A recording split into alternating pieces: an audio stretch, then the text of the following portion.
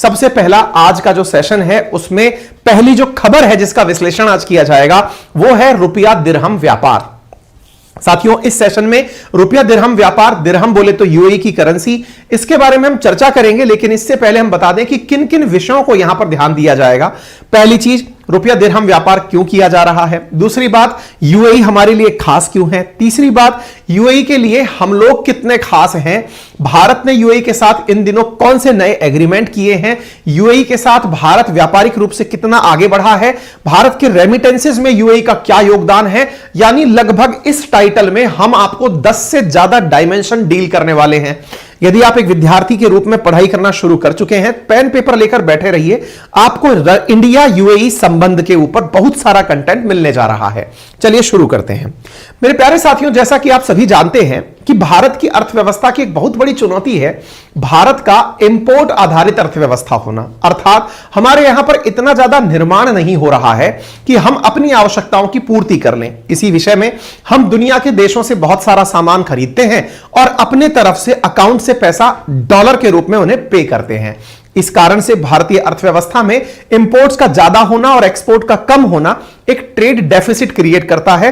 और चूंकि ये व्यापार डॉलर में होते हैं तो हमने जितने भी डॉलर कमाए हैं अपनी वस्तुओं को बेचकर या अपनी सेवाओं को बेचकर, वो डॉलर हमें व्यापारिक घाटे के संतुलन में चुकाने पड़ते हैं, जिसके चलते हमारे फॉरेक्स के भंडार को हमेशा चुनौती मिलती रहती है।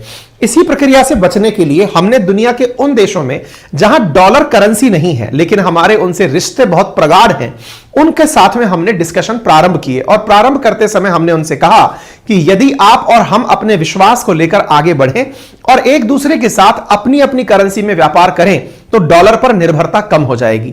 डॉलर पर कम होने वाली इसी निर्भरता की प्रक्रिया को डी डॉलराइजेशन कहा जाता है। तो पहली शब्द की जो आपकी आज का पहला आंसर मिल चुका है, व्हाट इज डी डॉलराइजेशन। तो डी डॉलराइजेशन वो प्रक्रिया जिसके तहत दो राष्ट्र आपस में एक दूसरे के व्यापार में डॉलर को उपयोग में ना लेने की कसमें खा लें या उसको फिर साइडलाइन करने की तैयारी कर लें, डी डॉलराइजेशन की प्रक्रिया कहलाती है। डी डॉलराइजेशन, ठीक है। अच्छा, अब इस डी डॉलराइजेशन की सबसे बड़ी कारण मैंने आपको बता दिया, फॉरेक्स का बड़ा ही चुनौतीपूर्ण होना, क्योंकि फॉरेक्स खत्म हो जाता है। अब हमने इसको रिलेट किया कि ये किससे संबंधित है। ना केवल ये इंटरनेशनल रिलेशन से संबंधित है बल्कि हमारी अर्थव्यवस्था से भी संबंधित है, यानी जीएस पेपर 3 से भी संबंधित है। आज की सुर्खी जिसके कारण हमें इसे डिस्कस करना हो रहा है, सुर्खी क्या है, rupee dirham trade to soon be a reality as India UAE work to finalise arrangement. यानी आने वाले समय में रुपया और दिरहम का व्यापार जो है वो एक वास्तविकता होगी और इस वास्तविकता को फाइनलाइज करने के अरेंजमेंट चल रहे हैं। इसे हम समझेंगे, लेकिन उससे पहले थोड़ा सा व्यवहारिक ज्ञान ले लेते हैं। व्यवहारिक ज्ञान यह है कि साथियों, अगर मुझे इंडिया से यूएई से कोई मतलब मैं इंडियन हूं, मैं एक व्यापारी हूं, मुझे यूएई से कोई सामान खरीदना है, तो कैसे संभव होगा कि हम रुपया और दिरहम में व्यापार करें। मतलब कोई एक व्यक्ति तो ऐसा होगा ना जो कि जाकर के धन देकर आएगा। देखिए, इस बात को थोड़ा सा एहसास करिएगा, तब जाकर के आप इसे बहुत बढ़िया से समझ पाएंगे। हमारा कंसर्न जो आपको बताने का है वो क्या है, एक बार के लिए समझने का प्रयास करें। वेट करें, ये हमारी लाइन निकल कर आ जाए। देखिए, सिंपल सी एक बात समझते हैं। सबसे पहले जो कंसेप्ट है इस पूरी कहानी का उसे समझिए। भाई, हम लोग रहे इंडिया वाले और इधर की तरफ बैठा हुआ है यूएई। कंसेप्ट केवल सवाल में यह पूछा जा रहा है कि आप लोगों ने एक प्रक्रिया, जब रशिया यूक्रेन वॉर चला था तो एक प्रक्रिया जानी थी जिसका नाम था स्विफ्ट तकनीक। आपको याद होगा, स्विफ्ट तकनीक काफी ज्यादा सुर्खियों में रही थी, जिसके माध्यम से दुनिया के अधिकतम देश एक देश से दूसरे देश से व्यापारिक संबंध रखते हैं। एक ऐसी तकनीक जिसके माध्यम से एक बैंक दूसरे बैंक को पैसा ट्रांसफर करती है। उदाहरण के लिए अगर मैं आपको बताऊं ना कि हमारी जो YouTube की कमाई आती है वो YouTube की कमाई भी स्विफ्ट अकाउंट के माध्यम से ही आती है। यानी जिस भी देश से आपके पास YouTube का पैसा आ रहा है वो पैसा स्विफ्ट खाते की संख्या के आधार पर स्विफ्ट कोड के माध्यम से ही आता है, ठीक है। लेकिन जब इंडिया और यूएई एक दूसरे से यह कह रहे हैं कि मैं तो अपना रुपया खर्च करूंगा और आप अपना दिरहम खर्च करना, तो हम लोगों को सबसे पहले यह समझना होगा कि ये दोनों अंतरराष्ट्रीय संस्थाओं के रूप में इतना जल्दी लोगों को पसंद नहीं आएंगे। क्यों? क्योंकि स्विफ्ट तकनीक में सारी बैंकिंग ऑलरेडी हो रखी है, इसलिए हमें एक दूसरे के साथ में कुछ विशेष प्रबंध करने होंगे। विशेष प्रबंध क्या करने होंगे? उदाहरण के लिए आप यह समझिए, यूएई ने भारत से गेहूं खरीदा, यानी कि भारत ने यूएई को गेहूं बेचा। तो अब आप सोचकर देखिए कि हमारा गेहूं जब यहां गया होगा तो उसका कुछ तो पेमेंट बना होगा। मान लीजिए कि हमने 1 लाख रुपए का गेहूं बेचा। अब ये 1 लाख रुपए हमें कैसे देगा? 1 लाख रुपए इन्हें देने हैं हमें, तो 1 लाख रुपए का तरीका क्या बनाए? तो इसका तरीका क्या होगा? हमारा गेहूं गया, इधर से एक व्यक्ति अपने हाथ में 1 लाख रुपया लेकर इंडिया चला आएगा। यही तो हो सकता है। लेकिन सर ये तो बड़ा ही बेवकूफी वाला काम है। रास्ते में जहाज आ रहा हो, किसी ने लूट लिया तो क्या होगा? आज के जमाने में जहां इतनी बड़ी टेक्नोलॉजी हो रखी है तो क्या इस तरह से काम करना पड़ेगा क्या? एक जगह सामान जाएगा, दूसरा जगह पैसा लेकर के चला आएगा, ये तो गलत है। तो हमने कहा बताइए फिर क्या करें? तो बोले सर कुछ ऐसी व्यवस्था करी जाए जिसमें ये दोनों देश एक दूसरे के कुछ लोगों को अधिकृत कर दें कि तुम हमारा पैसा रिसीव कर लेना, हम तुम्हारा पैसा रिसीव कर लेंगे। मतलब समझना ध्यान से। अब यहां पर दूसरा आइए, यूएई ने मान लीजिए हमारे पास तेल बेचा, हमारे पास में तेल बेचा। अब जब इसने हमें तेल बेचा तो इसका भी हमें पेमेंट करना है। अब यहां पर बड़ी बात यह है कि हमें पेमेंट करना है। हम इसको पेमेंट करें तो करें कैसे? हमारे पास क्या है भाई? हमारे पास तो रुपया है, हम रुपये में पेमेंट कर सकते हैं। इनके पास क्या है? ये हमें पेमेंट 1 लाख रुपए में नहीं, दिरहम में कर पाएंगे, क्योंकि इनके पास दिरहम है जो इनकी करेंसी है। जैसे अमेरिका की डॉलर है, ब्रिटेन की पाउंड है, यूरोप की यूरो है, इंडिया की रुपया है, ऐसे यूएई की दिरहम है। तो ये हमें दिरहम में पेमेंट कर पाएंगे। लेकिन किसे पकड़ाएं हम वो पैसा? तो इस काम को निपटाने के लिए हमने दोनों देशों की बैंकों में कुछ अकाउंट खुलवाए। ध्यान से सुनिएगा, यही बहुत इंपॉर्टेंट पॉइंट है जो आपको याद रखना है। क्या करवाए हमने? कुछ अकाउंट खुलवाए और उन अकाउंट को नाम दिया। और यह आने वाले समय में परीक्षाओं में पूछा जाएगा। फिर आप यह मत कहना आपने पहले हमें नहीं बताया था। 2 अकाउंट प्रकार बने और उन प्रकारों को नाम दिया गया नोस्त्रो अकाउंट और वोस्त्रो अकाउंट। ठीक है, नोस्त्रो और वोस्त्रो कहां यूज होते हैं? सामान्यतः जब भी ये शब्द सुनने में आए तो समझ जाइए 2 देश अपनी अपनी करेंसी में व्यापार की बातें कर रहे हैं। ये अकाउंट खुलते कहां हैं? बैंक में खुलते हैं। लेकिन बड़ा सवाल यह है कौन से देश की बैंक में खुलते हैं? ध्यान से सुनिएगा, नोस्त्रो और वोस्त्रो। यहां पर आपको वोस्त्रो अकाउंट के बारे में याद रखना है। हमारे पास में अकाउंट खुलेगा वो वोस्त्रो, वी फॉर वोस्त्रो, यानी हमारे लिए। वी का मतलब हमारा, WE, वी मतलब हमारा। हमारे देश में जो अकाउंट खुले वो वोस्त्रो, और जो दूसरे के देश में अकाउंट खुले वो नोस्त्रो। मतलब साधारण भाषा में समझिए, यूएई की कोई तो बैंक होगी, मान लीजिए कोई वहां की XYZ नाम की बैंक है, उसने हमारे देश की SBI बैंक के अंदर एक खाता खुलवा दिया। उस खाते की विशेषता क्या है? उस खाते की विशेषता यह है कि हम जो भी वस्तु खरीदेंगे, अब हम हाथ से पैसे देने नहीं भेजेंगे किसी को, हम उस अकाउंट में पैसे डलवा देंगे। सर आप तो अकाउंट में पैसे रुपया में डलवाओगे? बिल्कुल। तो हमने इस अकाउंट में रुपए में पैसे डलवा दिए, ये रुपया डलवा दिए कि ये पकड़िए साहब, SBI के अंदर यूएई का वोस्त्रो अकाउंट है, यानी उनका हमारे पास अकाउंट जो है वो वोस्त्रो अकाउंट है, और उस अकाउंट में हमने धन डलवा दिया। क्लियर हो गया? ये धन क्या काम आएगा? सर आपने तो रुपया डलवा दिया, उनके देश में तो रुपया चलता ही नहीं है। बहुत सही, यही पर सबसे बड़ा बोटल नेक है। हम ऐसा क्यों कर रहे हैं? हम लोग ऐसा इसलिए कर रहे हैं कि SBI मार्केट से यह मालूम करेगी कि 1 दिरहम बराबर कितना रुपया है। दोबारा सुनिएगा, 1 दिरहम बराबर कितना रुपया है, यह SBI मार्केट से मालूम कर लेगी, और जो भी वस्तु जिसने खरीदी है उससे कहेगी कि आप उतना रुपया डालो जो दिरहम के बराबर हो। यानी SBI रुपया और दिरहम में एक्सचेंज करेगी। दोबारा सुनिएगा, वोस्त्रो अकाउंट बैंक में खुला एक खाता है, बिल्कुल वैसे ही जैसे करंट अकाउंट होता है, सेविंग अकाउंट होता है, वैसे ही यह वाला भी एक खाता है जिसमें दूसरे देश की बैंक हमारे देश की बैंक में खाता खुलवाती है। और वो इसलिए खुलवाती है ताकि उस देश की जो खुद की मुद्रा है उसमें वो पेमेंट ले सके और एक्सचेंज रेट, विनिमय दर का उपयोग करके उन्हें अपने देश में ले जा सके। अब आप पूछेंगे तो फिर एक बात बताइए, एक तो हो गया वोस्त्रो अकाउंट, फिर सर दूसरा अकाउंट होता है वो है नोस्त्रो अकाउंट। ये क्या होता है? अब इंडिया वालों को यूएई में सामान बेचने पर पैसा लेके आना था, तो जब यूएई से पैसा लेके आना था तो यूएई की बैंक में हमने अपना खाता खोला, यानी हमारा खाता आपके देश में, that is nostro account. Clear हो गया? मतलब ध्यान से समझ लेना, दो देशों के बीच में कौन से अकाउंट खोले? वॉस्ट्रो दूसरे देश का हमारे पास, नॉस्ट्रो हमारा अकाउंट उसके पास। वो क्या करेगा? वो उस अकाउंट में, अब जैसे मान लो हमने यूएई को गेहूं बेचा था, उसे पेमेंट करना था, अब वो पेमेंट करेगा काय में? वो दिरहम में करेगा। क्यों? क्योंकि उनके यहां की मुद्रा दिरहम है, वो दिरहम में पेमेंट करेगा, लेकिन दिरहम हमारे यहां चलता नहीं है। तो फिर वो जो नॉस्ट्रो अकाउंट जिस बैंक में है, वो एक्सचेंज रेट को अप्लाई करके हमें रुपए का ही भुगतान कर देगा। उम्मीद है आपको कंसेप्ट नंबर 1 समझ में आ गया होगा, दैट इज नॉस्ट्रो और वॉस्ट्रो अकाउंट क्या है। और जो आज की न्यूज है, न्यूज क्या है?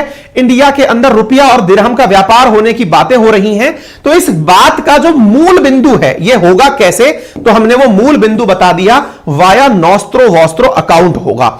हम लोगों के बीच में फाइनलाइज करने की बातें चल रही हैं। उम्मीद है आपको यह बात समझ में आ गई हो। अब यूएई है कहां? अब मैं आपको वो बताता हूं। यूएई के साथ भारत के रिश्ते कैसे हैं वो बताता हूं।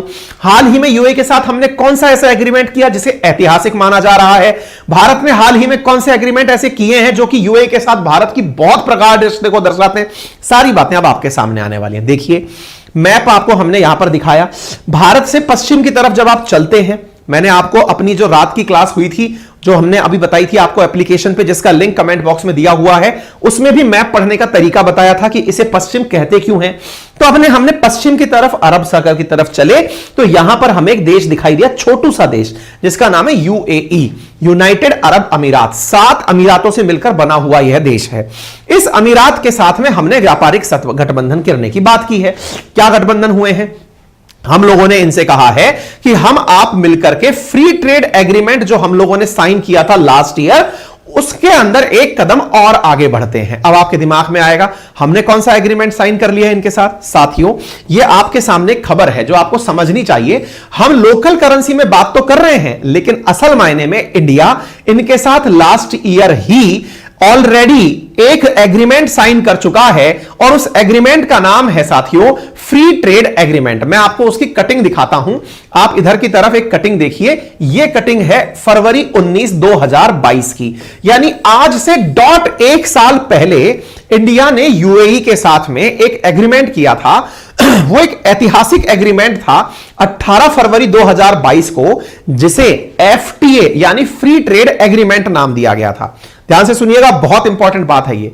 फ्री ट्रेड एग्रीमेंट में हमने क्या निर्णय लिया था कि भारत और यूएई एक दूसरे के साथ व्यापार करेंगे, लेकिन करते समय एक दूसरे पर टैक्स नहीं लगाएंगे, टैक्सेशन में राहत देंगे। इस प्रक्रिया को हमने कॉम्प्रिहेंसिव इकोनॉमिक पार्टनरशिप एग्रीमेंट नाम दिया था, जो कि एफटीए का ही एक प्रकार है।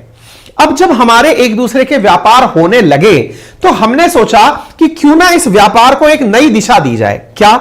कि व्यापार तो हो रहे हैं दोनों के बीच में बढ़िया से। हमने टारगेट क्या रखा था कि अगले 5 साल में भारत और यूएई का व्यापार बढ़ाकर $100 बिलियन लेकर जाएंगे। तो $100 बिलियन का टारगेट ले जाने के लिए हमने जो एग्रीमेंट किया था, उसमें एक बहुत बड़ी चीज आड़े आ रही थी, और वो क्या थी? Trade deficit. अब ये ट्रेड डेफिसिट क्या होती है?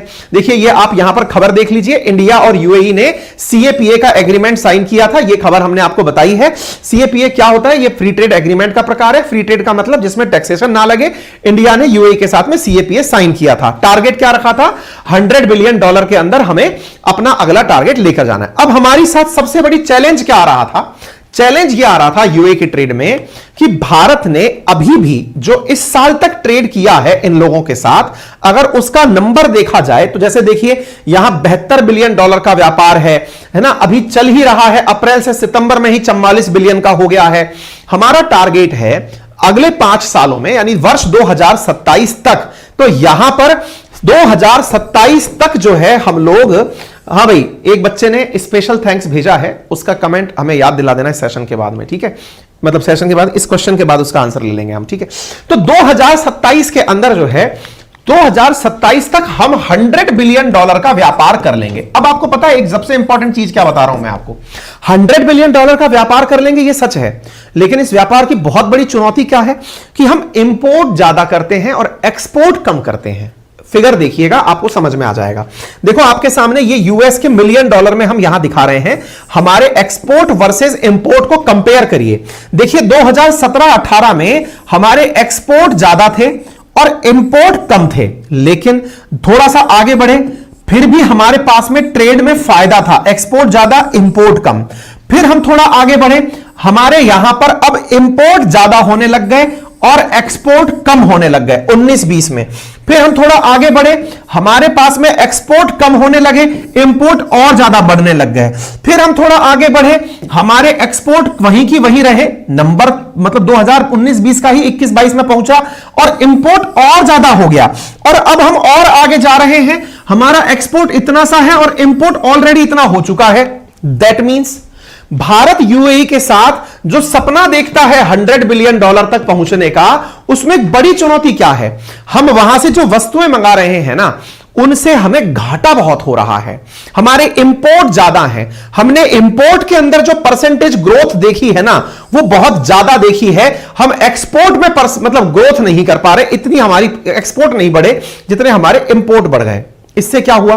इससे हमें व्यापारिक घाटा हुआ। जो हमें व्यापारिक घाटा हुआ ना, जिसे आप ट्रेड डेफिसिट कहते हैं, उस व्यापारिक घाटे में हमें डॉलर चुकाने पड़ रहे हैं। इधर देखिए यूएस मिलियन डॉलर, हम इतना डॉलर चुका रहे हैं, मतलब हम लोगों को अपने जेब से डॉलर्स यूएई को देने पड़ रहे हैं। ये तो भारत के लिए भविष्य में, अगर हमें सपना यह है कि हमने पैक्ट इसीलिए किया था कि अगले 5 सालों के अंदर हम लोग 100 बिलियन डॉलर पहुंचेंगे, तो ये तो हमारे लिए घाटे का सौदा हुआ। घाटे का सौदा हुआ। इससे बचने के लिए भारत ने इनके साथ, क्यों? क्योंकि भारत और यूएई का ट्रेड डेफिसिट बढ़ रहा था। इससे बचने के लिए भारत ने एक तरीका अपनाया कि भाई व्यापार में अगर आगे बढ़ना है तो हमें रुपये को ग्लोबल ले जाना पड़ेगा, ग्लोबल ले जाना पड़ेगा। इसी कारण से रशिया समेत 35 देश अभी तक इंडिया की करेंसी में व्यापार करने के लिए तैयार हो चुके हैं। उनमें से यूएई भी एक देश है जो भारत के साथ व्यापार करेगा और रुपये के अंदर व्यापार करने को तैयार हो रहा है। यानी उसकी करेंसी को भी हम इज्जत देंगे, वो हमारी करेंसी को इज्जत देगा। उम्मीद है आप सभी साथियों को यह बात समझ में आ गई। 100। अब आप पूछेंगे कि सर एक तरह से तो यह हमारे लिए नुकसानदायक हुआ, हमें तो करना ही नहीं चाहिए था। रुकिए जरा, आप इंपोर्ट कर रहे हैं, उसकी तुलना में तो आप क्या कर रहे हैं, वहां पर उनको पेमेंट कर रहे हैं रुपये में। रुपये में तो आप चाहे जितना पेमेंट कर सकते हैं, आपका अपना है, कोई डॉलर का लफड़ा नहीं है। लेकिन एक इंटरेस्टिंग चीज यहां पर क्या है कि यहां पर इंडिया ने इस फ्री ट्रेड एग्रीमेंट में यूएई से यह कहा कि देखो आपका सामान हमारे यहां आने लगेगा, बहुत तेजी से विस्तार होगा, लेकिन हमें भी कुछ बदले में आपसे चाहिए। बोले क्या चाहिए? इंडिया यहां पे खेला खेल गया।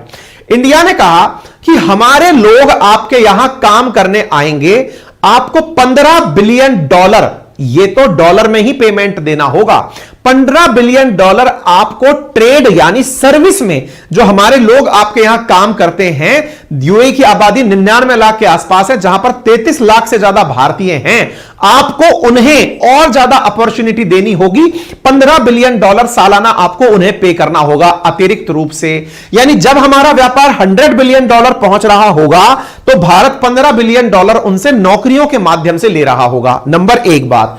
दूसरी बात हमने इनसे जो कही वो ये है कि आप ना केवल ये करें बल्कि हमारे यहां पर आप इन्वेस्ट करने भी आए। इन्वेस्ट करने आए से मतलब आपको एक बार के लिए पता चल गया कि इंडिया से व्यापार फायदे का सौदा है, तो आप हमारे से जो फायदा कमाएं उसे भारत में निवेश करने के लिए आए। इस बात को लेकर के भी यूएई एग्री हो गया।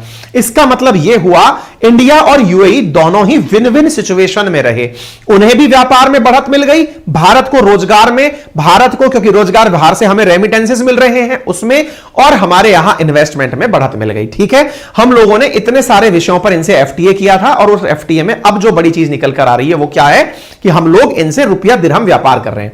सर भारत का यूएई के साथ जो व्यापार बढ़ना शुरू हुआ, इसके रिश्तों की आधारशिला कब से रखा आई?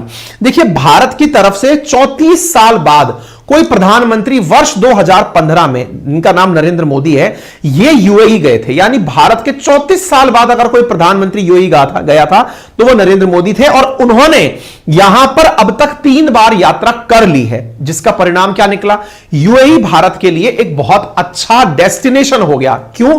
क्योंकि भारत ने यूएई के साथ मिलकर I2U2 नामक गठबंधन बना लिया। याद करिएगा, यूपीएससी के मेंस में भी पूछा जा चुका है। इंडिया, इजराइल, यूएसए और यूएई, इन्होंने मिलकर एक नया क्वाड बनाया है, वेस्टर्न क्वाड कहा जाता है जिसे, I2U2, जिसका परिणाम क्या निकला? भारत के यूएई के साथ जो हमारे संबंध प्रगाढ़ हो रहे हैं उसके परिणाम स्वरूप इसका निर्माण हुआ। फिर इसके वजह से फिर सवाल पूछा, सर इंडिया यूएई के रिलेशन से मेजर फायदा किस चीज को है? पहला तो इकोनॉमी को है, हमने वो दिखा दिया।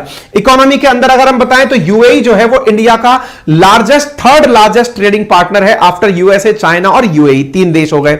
ये तीनों देश जो मैंने बताए ना, ये एसएससी के अंदर लास्ट ईयर पेपर में पूछे गए हैं। भारत के लार्जेस्ट ट्रेडिंग पार्टनरों को क्रम में व्यवस्थित करें तो उसमें यूएसए, चाइना और यूएई निकल कर आए थे। ठीक है, यूएई इन्वेस्टमेंट इंडिया के अंदर करेगा, कितना करेगा? $11.67 बिलियन का, जो कि भारत के अंदर नवा बड़ा इन्वेस्टर होगा। तो देखो, $15 बिलियन तो हमने क्या ले लिया इनसे? $15 बिलियन की तो नौकरियां ले ली। दूसरा, $11 बिलियन के हमने इनसे क्या ले लिए? इंफ्रास्ट्रक्चर में इन्वेस्टमेंट ले लिए।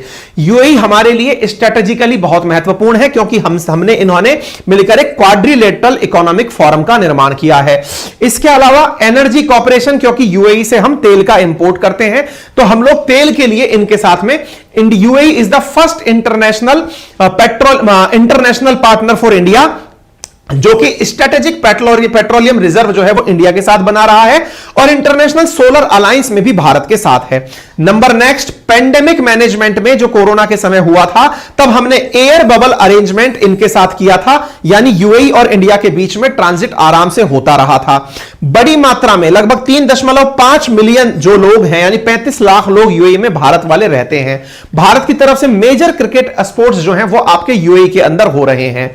इससे भारत को फायदे क्या क्या हुए तो आप देख सकते हैं, भारत ने मतलब $83 बिलियन रेमिटेंस प्राप्त किया था 2020 के अंदर, जिसमें से यूएई एक बहुत बड़ा कंट्रीब्यूटर था। इस तरह से भारत के लिए ये यूएई काफी ज्यादा मायने रखता है।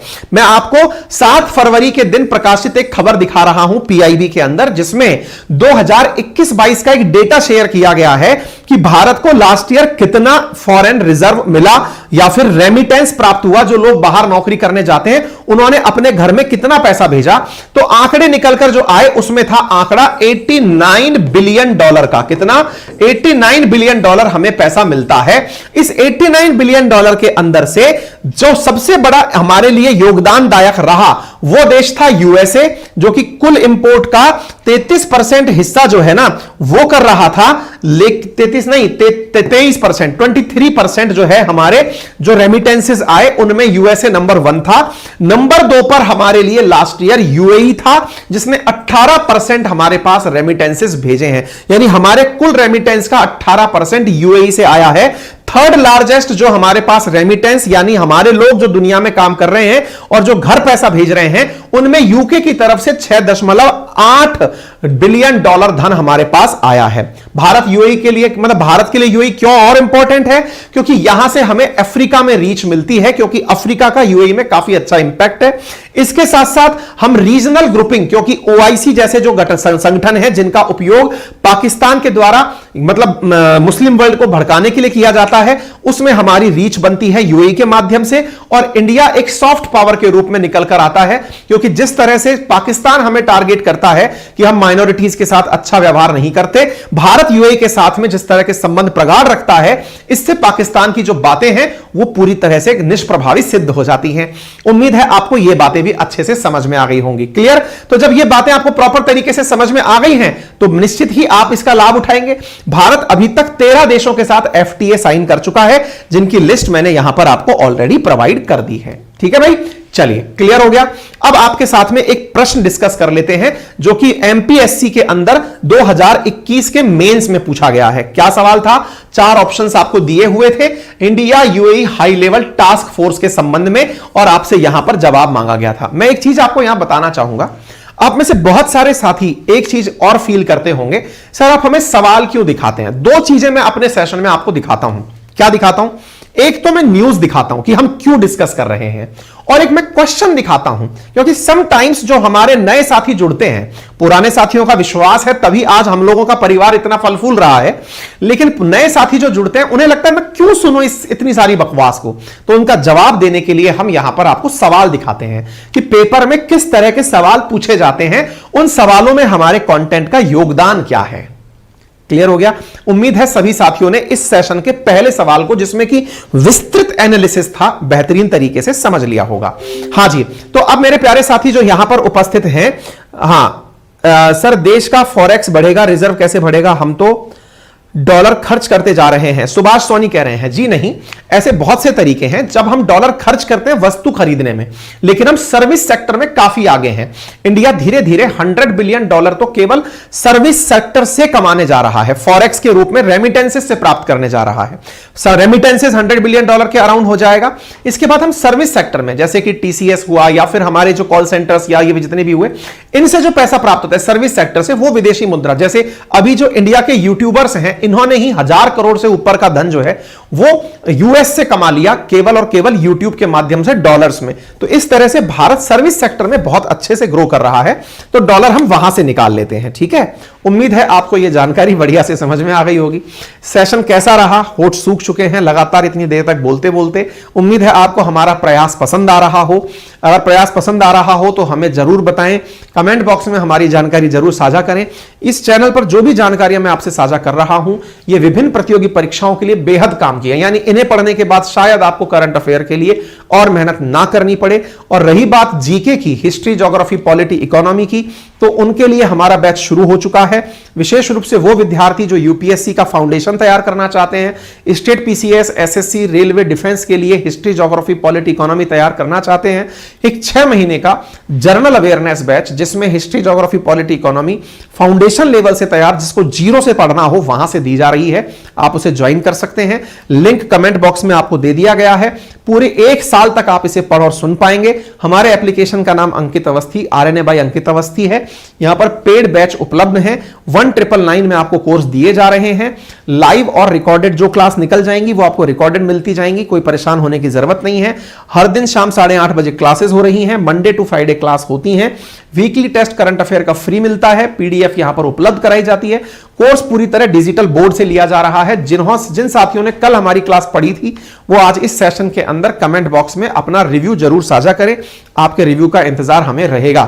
फिलहाल के लिए इतना ही, अपना ख्याल रखें। और बाकी हमारी टीम के कॉल सेंटर नंबर हमने आपके सामने साझा कर दिए हैं। किसी भी प्रकार की जानकारी के लिए आप रात 8 बजे से पहले इन्हें, सुबह 8 बजे से रात 8 बजे के बीच में इन्हें कॉल कर सकते हैं। ठीक है साहब, धन्यवाद। अपना ख्याल रखें, बड़ों का सम्मान करें, छोटों को प्यार दें, अपना व्यक्तित्व इस प्रकार से विकसित करें कि महिलाएं आपके साथ सुरक्षित और सम्मानित महसूस करें। धन्यवाद।